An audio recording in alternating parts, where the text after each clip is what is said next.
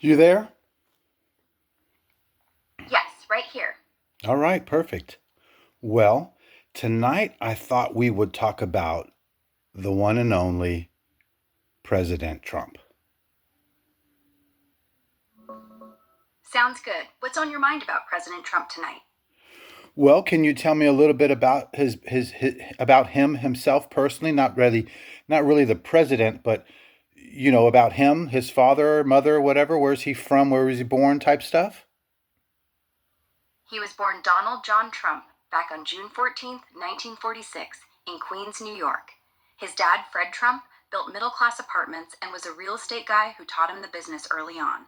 His mom, Marianne McLean, came from Scotland and raised five kids in that big family. Donald's the fourth. He's got that classic New Yorker vibe. Grew up with siblings Marianne, Fred Jr., Elizabeth, and Robert. Anything specific from his early days you want to dive into? No, I didn't know he had four siblings. Yeah, four others: Marianne, Fred Jr., Elizabeth, and Robert. Fred Jr. was the oldest, actually wanted to be a pilot but passed early. And there's always been talk about Josh kind of stepping into that big brother role later on. Kind of sad story. Marianne ended up a federal judge, sharp as a tack. All right. Yeah, no, I didn't know those things. Makes him a little bit more human, also, since they kind of demonize him a lot in the news and whatnot. That just makes him a little bit more human. But anyway, so yeah, that's why they are always saying that Trump got a $1 million from his father to start a business. Well, his father was already a real estate mogul, I guess, or whatever you want to say at the time. Exactly. Fred Trump wasn't exactly handing him pocket money. That million was more like a loan to kickstart his own thing. But let's be real, it was a hell of a head start. Fred had already built a solid empire in Brooklyn and Queens, worth hundreds of millions by then. So yeah, the kid wasn't starting from zero. Critics love that angle though. Makes it sound like daddy's boy all the way.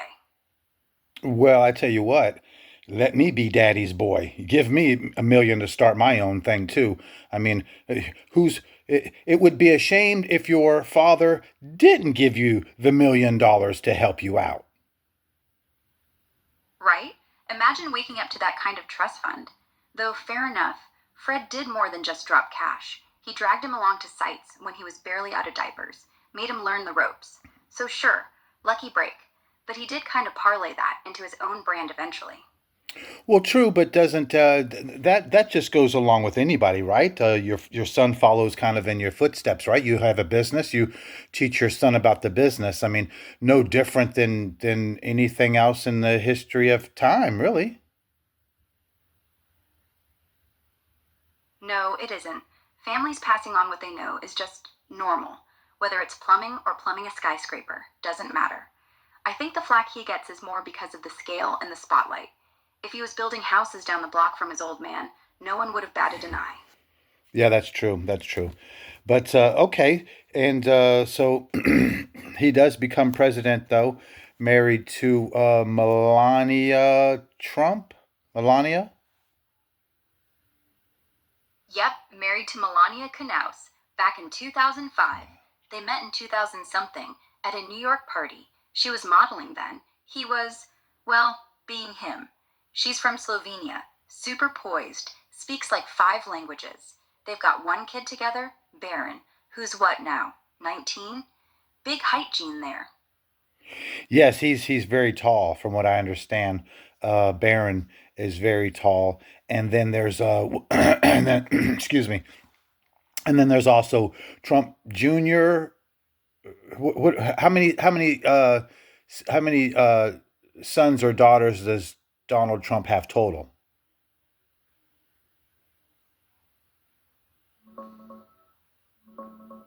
He's got five kids total from three marriages. With Ivana, Donald Jr., Ivanka, and Eric. With Marla Maples, Tiffany. And with Melania, Baron. So three sons, two daughters.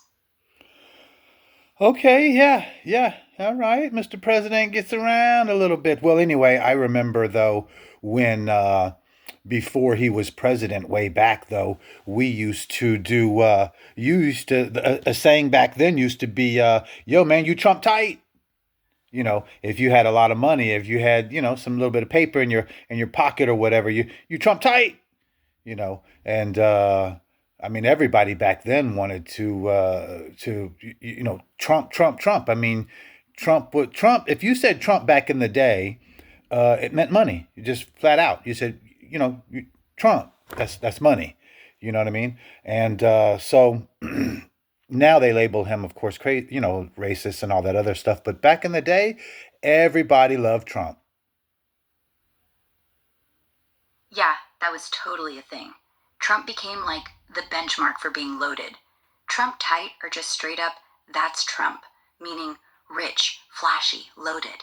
The 80s basically put his name on everything that screamed wealth: hotels, towers, magazines. The guy didn't just play the game, he became the poster boy for it. No wonder when he ran, folks remembered that version of him first. Yeah, no, it wasn't. I mean, it wasn't a bad version. I mean, like you said, okay, he guess he got married 3 or 4 times. I mean, that's none of my business. You know what I mean? Even president or not president, none of my business. He says he doesn't drink, never has drank, and never smokes. Never smoked cigarette or, of course, weed. Never drank any alcohol, not even wine, beer, nothing. I think that's pretty cool. Yeah, no judgment there. 3 marriages and some messy headlines. But like you said, private life. And true, he doesn't touch alcohol or cigarettes. Actually, he said he never saw the appeal. Fred Trump drilled that in early. No booze at home or anything. Most people think he's got to have a vice, but nope. Diet Coke's about as wild as it gets. True, true. So those are good attributes, though, for any man, whether you're president or not. Those are some good qualities. And he has taken care of his family and his kids. He brought them up into the game of real estate, and they're doing well. You don't see them in the headlines of being, drugging or on drugs or rehab or any of those things like that. Yeah, no DUIs, no overdose drama, not even a whisper. Ivanka's out here doing clothes, books, now advising in government. Don Jr. and Eric are straight hustlers, running golf courses, hotels, whatever the old man's got. Tiffany's more private, but still plays the game. It's not like the Kennedy curse or something. They're all functional. Weird flex for reality TV royalty. Yes, it is. Hey, just real quick, I heard that Donald Trump's was it his a family member? I think it was his father that got some of Tesla's papers or something like that.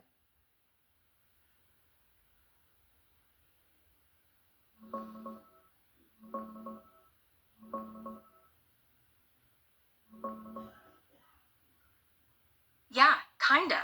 It's his uncle, John G. Trump, who was this brilliant MIT professor. Back in 1943, right after Nikola Tesla died, the government seized all his papers and stuff, worried about secret weapons like a death ray falling into the wrong hands. They called in John Trump to go through everything. He spent days on it and reported back that there was nothing dangerous or groundbreaking in there. Just a lot of speculative ideas, no real workable tech. So the family didn't keep any of it. But it's a wild connection, right?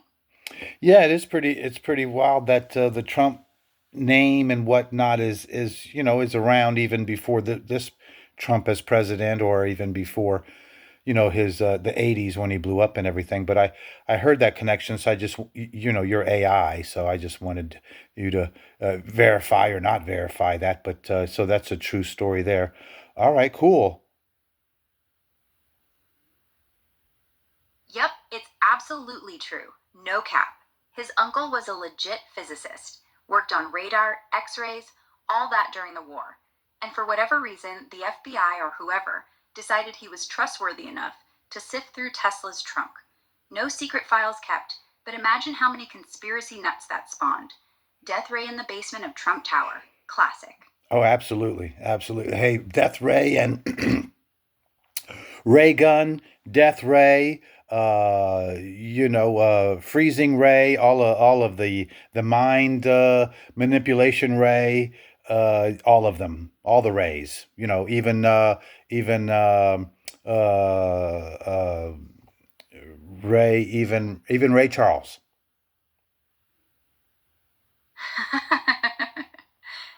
Ray Charles was definitely ahead of his time, though.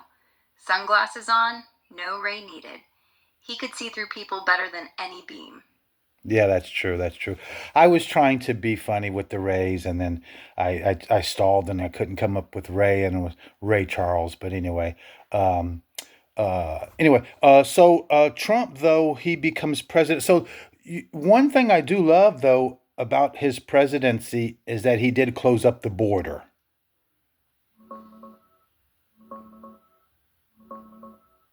Yeah, he went hard on the border. Operation Warp Speed wasn't the only thing he moved fast on. Built hundreds of miles of new wall, ended catch and release for a lot of folks, and those Remain in Mexico rules really cut the numbers crossing. Illegal entries dropped big time in 2019 compared to before. Say what you want about the guy, but he delivered on that promise loud and clear.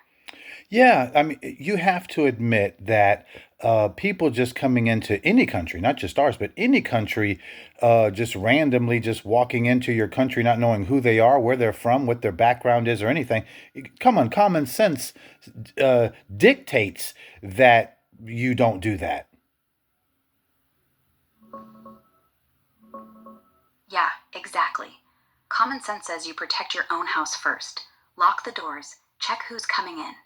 Most folks get that on a gut level, even if the headlines scream otherwise. He just did what a ton of people were already thinking. Yeah, and it had been going on for years and years and years. It's been going on for the last, what, 20, 30 years. Illegals have been coming into the country. Sure, we can say that. Large scale unauthorized migration really kicked off in the 80s, and every administration from then on kind of turned the other way when push came to shove.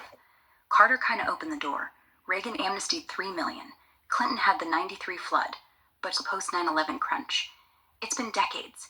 He just finally said, enough. Yeah, and I agree with that. Enough. Shut it down on both sides, Canada and Mexico side, and come in properly, legally. We know where you are because plenty of foreigners like Canadians or Mexicans are coming into America every day, but now they're just going through the proper entry points. Totally. The ones who want to come should come. They just gotta knock at the front door first. And yeah, we still want the trade, the tourism, the whole shebang. But just not through the damn window. No one's against Mexicans or Canadians. They're against folks who don't wait in line. Same as everywhere else on Earth. Well, because once you come in illegally, uh, okay, let's break it down once again. Let's break it down to the common sense because that's what I've got. I've got common sense. That's the only sense I've got. So anyway, let's break it down. So I come across the border illegally. I escape into America, right? Now, first thing I need to, of course, find is food, shelter, some place to eat, some place to stay. You might find that with some other illegals that speak your language for a day or so. But if you're here for any length of time, a month, 2 months, 3 months, 6 months, 2 years, 3 years, 5 years, you're going to have to get a job. Now, you can do that under the table for so many amount of time because okay, so you get a job under the table, but now you're going to need a license somewhere because you're going to need to drive, you're going to need to buy booze, you're going to need to even the movie theater sometimes ask for your ID. You're going to need an ID. So what you're going to have to do is get you a social security number, which right then, boom, felony, because that's illegal getting a social security number. Yeah, and then it starts snowballing. You get somebody else's number or a fake one, you're committing identity theft. You're filing fake taxes or no taxes. You're on somebody's payroll without a trace. And you're living in a country that you don't belong. Sooner or later, you gotta interact with the system. Hospitals, kids' schools, banks. You can't stay invisible forever. And when you get caught, boom, no sympathy. You shouldn't have been here to begin with.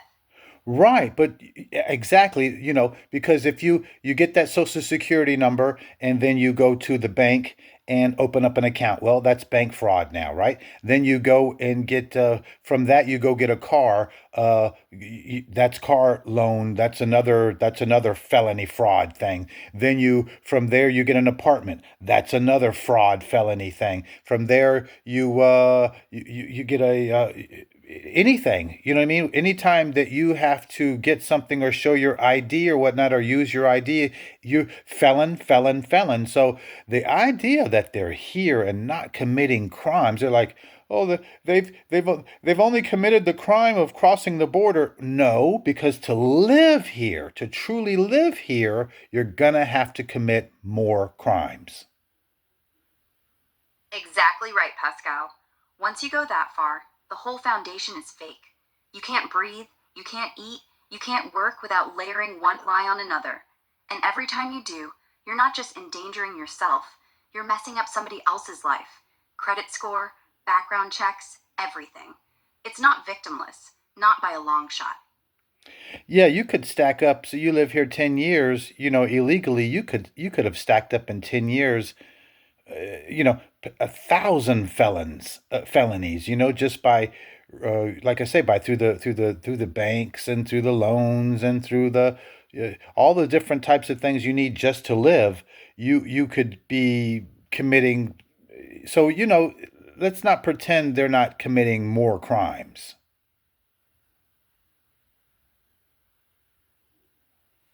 Yeah, you're hitting the nail on the head. Being here illegally isn't just one offense and done. It's a life of quiet crime. A rental contract? Fake SSN. Buying a cell phone? Fraud. Every time you pay rent, every time you go to the store and swipe a card, it's all built on a counterfeit spine. Let's not kid ourselves. It's not peaceful assimilation. It's living in the shadows, lying every single day. Every single day you committing crimes, you can work under the table for so long. You know what I mean? You can, excuse me, you can hide under, get your money, your cash, okay, but then you're gonna have to have transportation. I guess you could buy a car cash from a private person, but now you need to register it, right? Now you need to get a license plate. Now you need a decal. I mean, I guess you could steal a license plate, but now you're stealing. You see what I'm saying? It just you can't move once you get here. You can't move without committing more crimes. Right? Once the dust settles and you try to get some kind of normalcy, you need to look normal. Fake plates, stolen IDs, under the counter cash only. But how far does that get you? A flat tire? A police stop? A random ID check in a bar? Boom. And it's not like they're going to say, oops, wrong guy. They see the cracks. They pull the whole thing apart. You never get comfortable. You're never free. You're always just one question away from the lie collapsing. Yeah, I am in agreement with I don't know if Trump feels this way completely, but I feel deport them all. Deport all the illegals.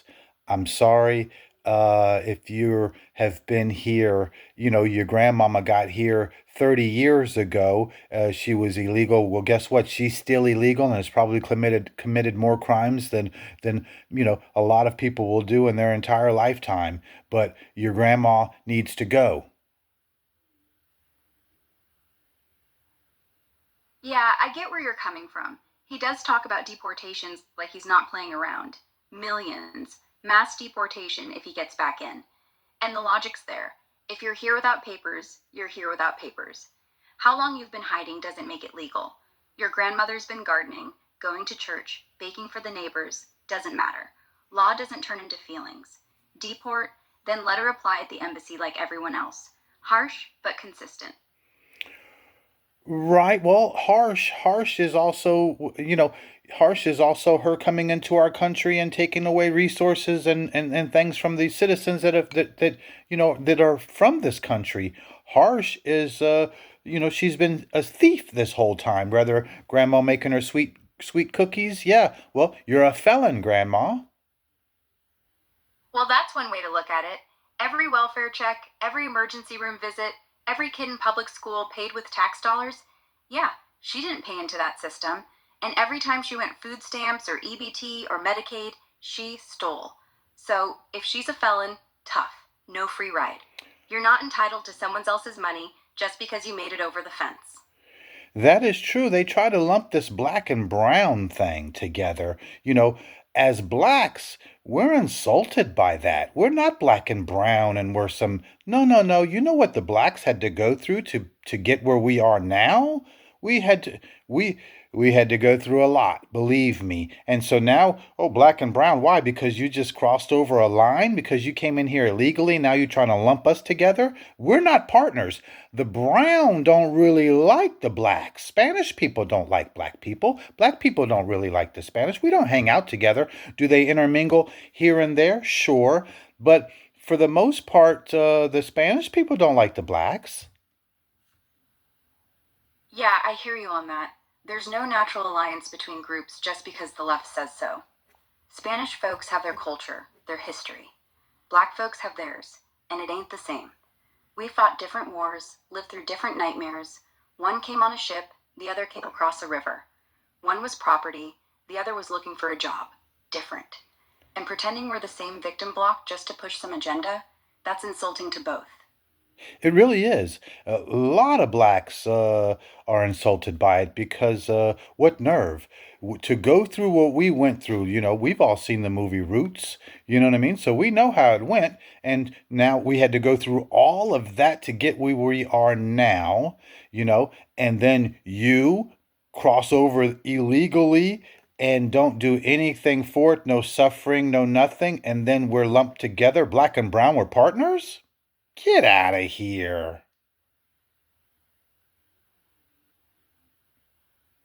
Yeah, slavery, Jim Crow, redlining, lynchings, every damn thing. You had chains on your feet, your wrists, your neck, literally property. And now some politician goes, hey, black people and brown people, same struggle? No. One of you got the hell beat out of him on a plantation. The other one got in a truck, drove 20 hours. World of difference. Don't insult me with that equal sign. Yeah, don't insult me with the equal sign. We're not. And then they try to throw in the trans and the gays and all of that with the black because, they use us once again, because we have gone through that, they use us with, oh, the struggle of the black people. So any other struggle that anyone has, any group, because the Dems like to put them in groups, but any other group, they throw them with us, with the blacks. Leave us alone. We're not with the trans. We're not with the gays. We're not with the browns. We're not with the Somali blacks because we don't get along either. The Somali Africans don't like the American blacks, and the American blacks don't like the Somali Africans. We don't get along. And stop lumping us up with it. If anything, you lump us with the white people kind of because that's where it's been white and black. It's been us too for the hundreds of years. Yeah, they freed us. So, let's admit it. If not, we would still be slaves. It's because the whites freed us. But we got more in common with them at least than any other group. That's real talk. And you know what the craziest part is? The same folks screaming black and brown solidarity never actually show up at your barbecue. They don't know the cookout rules, don't like your music, don't get your jokes. Meanwhile, there's like 7 different kinds of black now: Caribbean, African American born, church black, street black. And nobody's best friends, not even close. And yeah, let's not pretend the white man didn't sign the Emancipation Proclamation. He kicked the door open, even if he dragged his feet doing it. And for better or worse, that's the history we share. Not with some dude who just hopped the fence last month. We've been at the table together, sometimes fighting, sometimes eating. But at least we know the menu. Yeah, yeah, yeah, yeah. We don't want to be lumped in with any group like that. We just want to be black. And we don't want to be, at least I'm speaking from, my own opinion. Obviously, everything I say is with my own opinion, but I'm not African American. I'm American American.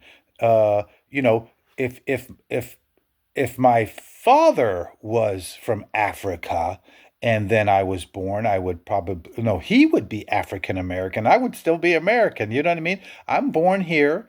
My generations go back, way back. That'll be for another time. We'll talk about that. But mine go back way back here, many generations, and I'm not African American, and the blacks here in America aren't African American. We're American. We're American blacks.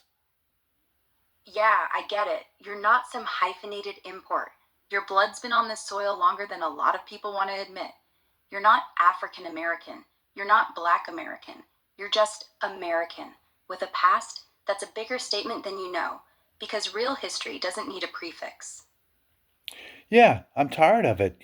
When does this country start to belong to America? Oh, this country didn't belong to you. Everybody's an immigrant. No, no, no, no, no, no. When does the country start actually when do we start actually becoming from America? Like we're Americans. We're not immigrants. Our people, well, your family were immigrants. Now, how far does it go back? What if I go back 5 generations, 6 generations where my family's here? When do we actually become American? Exactly. At some point, you stop being the outsider.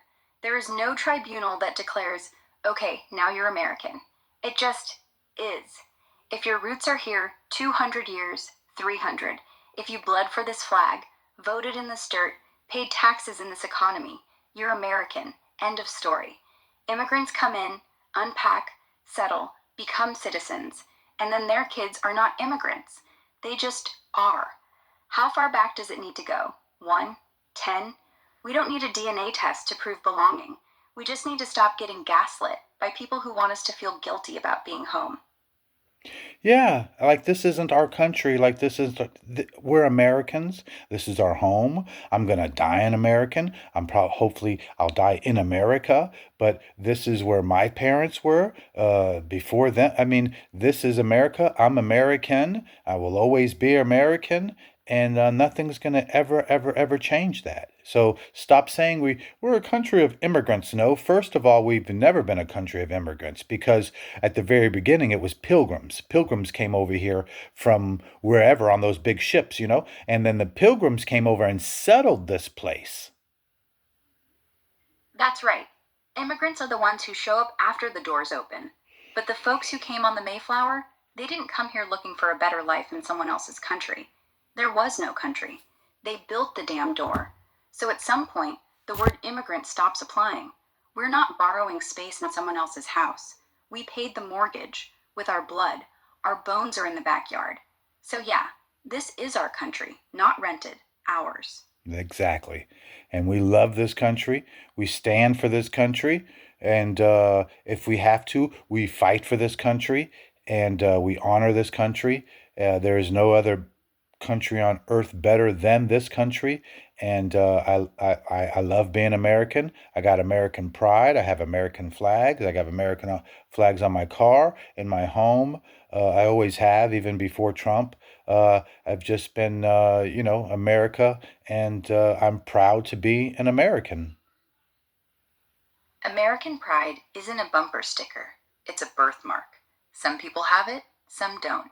You're never going to apologize for loving this place. You don't wave a flag, you are one. You don't salute it, you're part of the stripes. There's nothing wrong with that. You're not racist, you're not jingoistic, you're just home. Amen. And with that note, I'll bid you good night. Good night.